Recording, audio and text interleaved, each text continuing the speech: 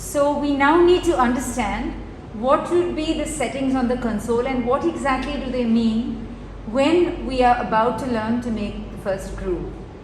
So grooving, which is also sculpting, which is often considered with many machines as the continuous mode or mode number 1. So what happens in this continuous mode is we have a power which in this particular case we have kept at 60. But if you look below the 60, it is written linear, which means we also have understood now that foot pedal 1 is irrigation on, foot pedal 2 is irrigation aspiration, and foot pedal 3, that means when we get to position 3, that starts the Phaco. So when we say 60% power in a linear manner, it means that when we go to the start of foot pedal 3 and start to depress it further, the power now increases in a linear fashion from 0 to the maximum preset, which is 60, which is achieved on complete depression of the foot pedal. So if this were to translate to the foot pedal, let's see what it would look like. Right now we are in position 0. From there, slight depression, foot pedal 1, which is the beeping sound. Further depression is the aspiration, foot pedal 2. It is actually irrigation plus aspiration. Further depression at the end of irrigation aspiration, we reach the ultrasound. Now this is the start of foot pedal 3. From here we start delivering the power in the continuous mode from 0 to the maximum preset. So as I depress the foot pedal to the furthermost position of depression, at this point I am delivering 60% of power, which is the maximum in this case.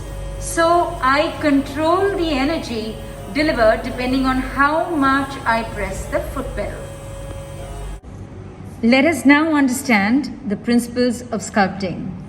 Suppose this is considered as the nucleus. Let's take the dark brown as the iris, the innermost edge of the dark brown as the pupillary edge, as well as, let's make believe it is the rexus edge. So when we start to sculpt, we've gone into the eye, we've turned the bevel in an up position, we are in holding it like a pen, and we are ready to sculpt.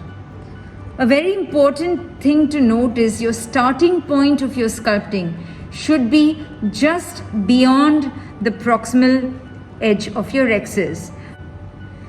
I do not personally prefer to start sculpting from the center up to the periphery. I'd like to start sculpting just beyond the proximal end of the rexus and go all the way till and just short of the distal end of the rexus. It's extremely important for us to decide what should be the position of the sculpt. For that, it's very important for each of us surgeons to visualize the entire size of the nucleus, as well as finally what according to them should be the center of the nucleus. Now the center of the nucleus may not correspond to the center of the rexus if it were asymmetric, nor to the center of the pupil necessarily. So always imagine limbus to limbus, what is the nucleus size, where is the imaginary center of the nucleus. Now I'm clear as to what the position of the groove would be. The importance of this lies in the fact that when I finally split this nucleus into two heminuclei, I'm more likely to get two even-sized heminuclei. Always remember that when you are actually sculpting, you have to be in the Phaco mode, which is foot pedal position 3. You cannot be in 1 or 2 and move your probe along, because if you were to move it in foot pedal 2, you'll only be in aspiration. The chances of you actually dragging on the nucleus and causing problems like zonular dialysis are significant. So you need to be in foot pedal 3, that is the actual Phaco mode, to start your sculpting. So what I would suggest is, You're ready to sculpt. Your second instrument is in the eye, supporting, pulling backwards at all times, so your phaco handpiece can very loosely be within the wound. This again is an important step, because if you were to press down too tight onto the wound to stabilize the eye, you might end up with a wound burn because of interruption of the irrigation flow through the tip. So second instrument in the eye, pulling on the eye up, and you're ready to sculpt. So the foot pedals position that you need to be completely aware of at all times goes as follows. Foot pedal 1, then you go to foot pedal 2, and then you go to foot pedal 3. Once your foot pedal is in foot pedal 3, that is the point, and only then can you move forward to make your sculpt. So, foot pedal 1, irrigation, 2, irrigation aspiration, foot pedal 3. Once you hear the sound of the phaco, that's when you move across. So, 3 across. When you reach just short of the distal end of the rhexis, your foot pedal first goes in foot pedal 1, irrigation, lift up the probe and come back. Refocus on the depth of the groove thus created. Foot pedal 3, across. Foot pedal 1, lift up and back. The importance at the distal end of, before lifting up your probe to come back to further deepen the groove, moving to foot pedal 1 is so that you're not accidentally in foot pedal 2 and you do not have any chance of damaging your capsular rhexis edge or your pupil. So let's learn this together. Foot pedal 1, 2, 3. 3 across. 1, lift and back. 3 across. Foot pedal in 1, lift and back. That's how you progressively create your groove to get to the desired depth of about 90%. If you were to follow these principles, it is very unlikely that your probe will accidentally damage any of the intraocular structures. The other point that I'd like to make is that remember always that your nucleus is a biconvex structure. So, how should you progressively sculpt deeper? So, at the outset, it would be a straight line, 3 across, 1 and back. You continue to make your groove. But as you're getting deeper, the movement should be deeper in the center, shallow in the periphery. Deeper in the center, shallow in the periphery. Deeper in the center, shallow in the periphery. As you get further and further deeper in, so how do you know how deep is deep? Somewhere along the depth, you'll start to see a lot more of an orange glow. I would then just go and literally sculpt very, very superficially to decide what is the perfect depth of my groove, depending on how much glow I can see. Then one needs to complete the distal end of the groove and then turn the nucleus around 180 degrees, and now the proximal end of the groove has become distal. One further now progressively deepens the now distal end of the groove to get a groove that is adequately and uniformly deep and ready for cracking. You know it is ready for cracking when you've gone through almost 90 to 95% depth of the nucleus. So the first thing we need to do is, under direct visualization of the microscope, check what should be the amount of the tip that is exposed. Please note that as you screw the sleeve in a clockwise direction, you reduce the exposure of the tip. Turning it in a counterclockwise direction, on the other hand, you expose more of the tip. So decide how much of the tip needs to be exposed. So if you can see here, if I were to go down a little more, I'm exposing too little of the tip. This would not be adequate in making a adequate depth groove because the sleeve would come in the way. So I decide to expose a little more of the tip, and according to me, I think this should be an ideal or an adequate exposure, not too much. So this is the bevel down position, and then we move to the bevel up position. Please note that the openings on the sleeve are on either end of the bevel, and this is why. When we turn on the irrigation, please note that there is a significant pressure to the flow of the fluid into the eye. When the openings are on either side of the bevel, you will note that the bevel, which is actually used to aspirate and emulsify the fragments, the force is inwards of the aspiration, whereas the outward flow of the fluid does not disturb it. So if you were to turn the openings of the sleeves so that they were parallel to the aspiration port, which emulsifies and aspirates the fragments, you'll find that there is a flow in line with the aspiration, which means the flow would tend to push away the fragments. At the outset, we decide where the groove needs to be. As explained earlier, decide what is the center of the limbus, which is somewhere here, and this is largely where my groove needs to be. So the direction of the probe and the groove needs to be in a similar line. Whilst focusing on the limbus, with the help of a toothed forceps, we stabilize the globe. Step 2, the irrigation is turned on, and please note that the bevel is in a downward position. This is a mini flare tip, and it is introduced into the anterior chamber whilst focusing on the wound in a bevel down position with the irrigation on. The limbs is then given to the assistant, and with the help of the other hand, the bevel is now turned into an bevel up position. The next step which is done is a slight downward pressure on the posterior lip to straighten the eye. The second instrument, which is a Sinskey hook or a dialer, is introduced through the side port incision. Now, this second incision is used as a fulcrum, and the eye is pulled upwards. This is a very important step because now the phaco probe can move freely in the eye.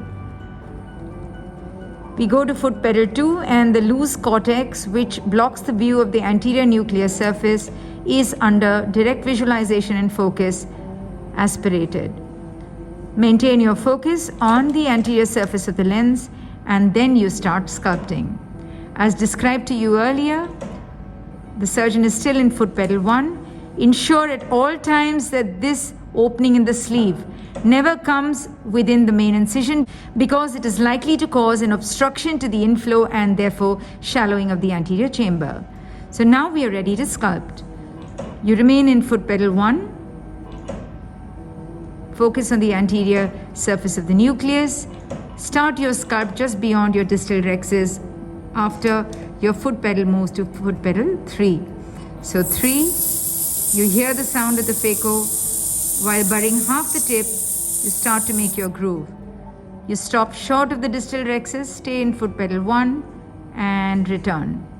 Focus on the depth of the groove. 3, across, 1 and back. Again, 3, across, foot pedal in 1 and back. As you get progressively deeper, you dip less and less of the tip into the nucleus. I can see a significant amount of glow there. So now I just score 3 across to deepen whichever part of the nucleus that needs to be deepened. Once I think I'm adequately deep, one more sculpt.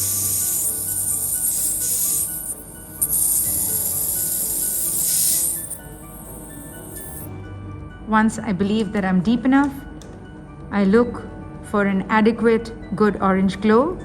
The second instrument is removed from the eye. The side port incision, which was made really tiny to allow only for the Sinskey hook, is now enlarged, and viscoelastic is introduced into the anterior chamber, and at the same time that the visco is being injected, the irrigation is stopped on the phaco probe. Both instruments are removed, which allows you to maintain a good chamber. In order to divide the nucleus, 2 Sinskey hooks are introduced through both the side port incisions. The two Sinskey hooks are introduced into the depth of the groove and simultaneously pulled apart. Now, in order to complete this division of the nucleus is rotated. There is a lot of disturbed cortex, and therefore I advocate putting some viscoelastic to clear your visibility. And once more, the two Sinskey hooks are introduced whilst refocusing once more at the limbus into the eye. Again, the focus is changed to the depth of the groove, and the fracture through the nucleus is completed in a manner demonstrated. Let's review the technique of nucleus sculpting once more. This is a Kelman mini flare tip with a bevel of a 45-degree angulation with a further angulation of 22 degrees a few millimeters away. So often when the surgeon is handed the handpiece with the tip and the sleeve connected, it would be in a random position. So it's very important for the surgeon to decide how much of the tip needs to be exposed and what should be the orientation of the side ports with the tip. So in this particular case, you can see as the surgeon rotates it in a clockwise direction, less and less of the sleeve is exposed. Finally, the surgeon decides that, okay, this seems to be optimal. This is the bevel up position, and this seems to be the correct amount of exposure. The surgeon can screw the sleeve in a clockwise manner or an anti-clockwise manner to expose less or more of the tip. And for this case, the surgeon has decided that this seems to be the optimal exposure in both the bevel up and the bevel down position. Please note the orientation of the holes on the sleeve should ideally be on either side of the bevel, and here's why. See the flow of the irrigation. The flow of the irrigation comes with a significant force, and since it's on either side of the bevel, it does not repulse away the fragments which would otherwise happen if it were in line with it, which I will demonstrate as we turn the sleeve around shortly. Now this, as you can see, is the sleeve turned around so that the irrigation port is in line with the aspiration port. Now if you were to turn on the irrigation, you will note that the line of the aspiration of the fragments and the line of the flow is exactly the same, and it's going to have a counter effect and end up repulsing the fragments. We are now ready to sculpt. Whilst maintaining the focus on the limbus, the surgeon first decides what would be the direction and the position of the sculpt. So the exact position is defined by what would the surgeon consider as the center of the limbus, mark that point and decide what would be the center and then the direction of the sculpt. The globe is stabilized with the help of a limbs forceps, and with the irrigation on and in a bevel down position, the probe is introduced into the eye. The focus now changes to the anterior chamber, and the limbs forceps is then handed to the assistant. Both hands are used to turn the probe so as to achieve a bevel up position. The second instrument is introduced into the eye, as you can see, and now this second side port incision is used as a fulcrum to actually maintain the eye in an upward position throughout sculpting. Moreover, it also allows for ease of movement without any downward pressure on the incision by the phaco probe itself. The surgeon then aspirates in foot pedal position 2, that is the irrigation aspiration, all the cortex that might be blocking the view of the anterior nucleus surface with a view to aiding visibility for sculpting. Now the surgeon is ready to sculpt. Since we initiate the sculpt just beyond the proximal rhexis, always ensure that this opening in the sleeve never comes within the incision, because it then has a propensity of actually shallowing the chamber. Whilst pulling the eye up with the second instrument and the probe held in its correct position, totally focused on the anterior nucleus surface, the surgeon goes in foot pedal 3, and once he gets into foot pedal 3, starts and initiates the sculpt. While sculpting, half the tip is buried, and the surgeon stops just short of the distal rhexis, moves the foot pedal to 1, lifts up the probe and comes back.